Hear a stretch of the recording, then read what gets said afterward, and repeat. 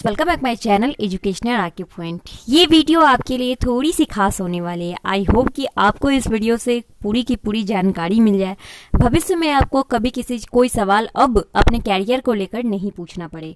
तो चलिए आइए हम शुरुआत करते हैं कि आज का हमारा टॉपिक क्या है। फर्स्ट ऑफ ऑल, अगर हमारे चैनल पर नए हैं तो प्लीज़ हमारे चैनल को लाइक कर दीजिए और सब्सक्राइब कर दीजिए और घंटी वाले छोटे से बेल आइकन पर क्लिक कर दीजिए। और सुन लीजिए, आपको एक छोटा सा लाइक करना है तो लाइक कर दीजिए।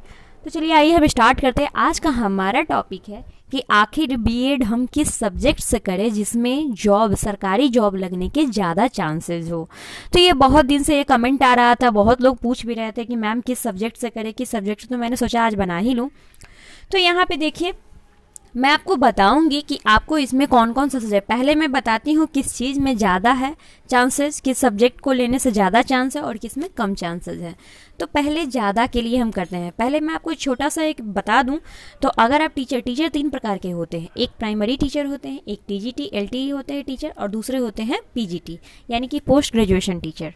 प्राइमरी टीचर क्या होता है वो मैं बता दूं। तो इसके लिए आपको 1 to 5 तक आप पढ़ा सकते हैं। इसके लिए आपको कोई कोर्स करने की ज़रूरत नहीं होगी, आपको बस छोटा सा डीएलएड कर लेना है। या अगर आप यूपी में हैं तो उसके लिए बीटीसी आता है, या आप और भी कहीं हैं तो जेबीटी आता है, तो बिहार के लिए डीएलएड आता है। तो आप कहीं से भी कर सकते हैं और इससे आप प्राइमरी टीचर बन सकते हैं। इसमें कोई भी कोर्स की ज़रूरत नहीं होती है, कोई भी बीएड वगैरह की भी नहीं। सेकेंड नंबर पे आता है एलटी ग्रेड टीचर और टीजीटी टीचर। इसमें आप 9-10 तक पढ़ा सकते हैं। इसके लिए एक पार्टिकुलर सब्जेक्ट होना ज़रूरी है। जैसे कि आप बीएससी कर रहे हैं तो उसके साथ बीएड कर ले, बीकॉम कर रहे हैं तो बीएड कर ले, बीए कर रहे हैं तो बीएड कर ले, तो इस तरीके के बीसीए कर रहे हैं तो उसके लिए बीएड कर ले। तो आप ये टीचर बन सकते हैं, यानी कि 10 तक आप पढ़ा सकते हैं। फिर हमारा तीसरा आता है PGT teacher, post graduate teacher. इसमें आप 11-12 को ही पढ़ा सकते हैं, लेकिन जैसे इसमें नाम में लगा है पोस्ट ग्रेजुएट टीचर, उस तरीके से आप जो सोचिएगा कि हम बीकॉम करके और पीजीटी बन जाते हैं, तो आप नहीं बन सकते हैं। आपको उसके लिए बीकॉम किए हैं तो एमकॉम भी करना पड़ेगा, देन बीएड करना पड़ेगा। फिर अगर बीए किए हैं तो एमए भी करना पड़ेगा, फिर आपको बीएड करना पड़ेगा। फिर अगर आप बीएससी किए हैं तो आपको एमएससी करना पड़ेगा और देन तभी आप बीएड करोगे तो जाकर बनोगे। तो ये बात हो गई। अब बात आती है कौन सा सब्जेक्ट लें। तो अब होता है आर्ट्स। आर्ट्स में अब सोशल साइंस में बहुत सारे सब्जेक्ट्स आते हैं, जैसे हिस्ट्री आता है, ज्योग्राफी आता है, साइकोलॉजी आता है, फिलॉसफी आता है, तो ये सब आता है। तो इसमें सबसे ज़्यादा चांसेस रहते हैं जॉब लगने की ज्योग्राफी और हिस्ट्री में। इन दोनों में देखते हैं कि आप हर स्कूल में इन सब टीचर की वैकेंसी खाली ही रहती है। तो आप चाहे तो यहाँ पे एडमिशन यानी कि इस कोर्स से कर सकते हैं। लेकिन इसके साथ अगर आप चाहे तो हिंदी भी रख सकते हैं, इंग्लिश भी रख सकते हैं, एक्स्ट्रा में कुछ भी रख सकते हैं। फिर आता है लैंग्वेज। बहुत लोगों की लैंग्वेज प्रॉब्लम भी होती है, तो लैंग्वेज सब्जेक्ट भी वो लोग लेना चाहते हैं। लैंग्वेज सब्जेक्ट में आता है हिंदी, उर्दू, संस्कृत, इंग्लिश। तो मैं आपको बता दूं कि उर्दू और संस्कृत अगर आप करते हैं तो इसमें गवर्नमेंट बहुत कम लोग करते हैं और इसमें जॉब की संख्या बहुत ही ज़्यादा होती है। वैसे ही वह इलेक्शन आ रहा है तो जॉब भर भर कराएंगे। फिर हिंदी और इंग्लिश में कंपटीशन बहुत ज़्यादा टफ है। आता तो इन दोनों में भी है, लेकिन कंपटीशन बहुत ज़्यादा टफ है, तो इसमें जॉब की कमी थोड़ी आपको दिख जाएगी, स्कार्सिटी दिख जाएगी। अगर आप चाहते हैं 100% जॉब लेना, तो कुछ ऐसे सब्जेक्ट का चुनाव करें जिसमें जॉब वैकेंसी ज़्यादा है। तो मैं आपको वही चीज़ आज बता रही हूँ। फिर आता है हमारा इकोनॉमिक्स।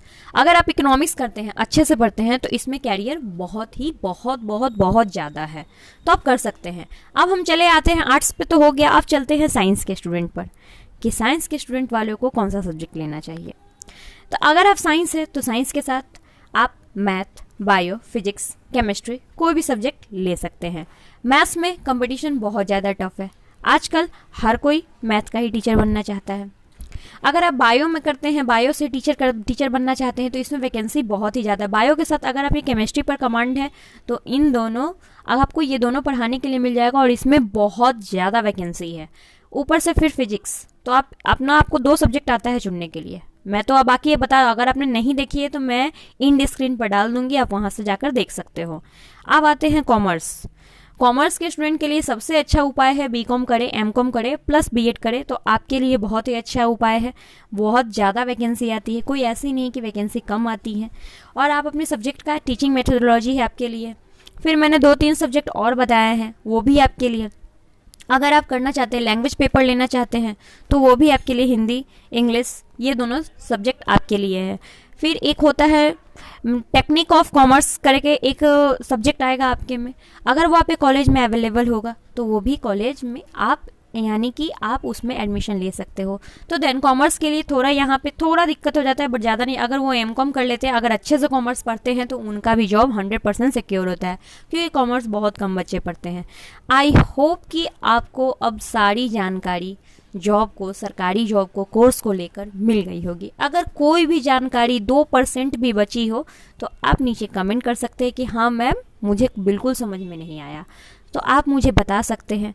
और अगर समझ में आ गया हो तो एक छोटा सा काम है, वो काम मेरा आप लोग जो हमेशा करते हैं, लाइक कर दीजिए।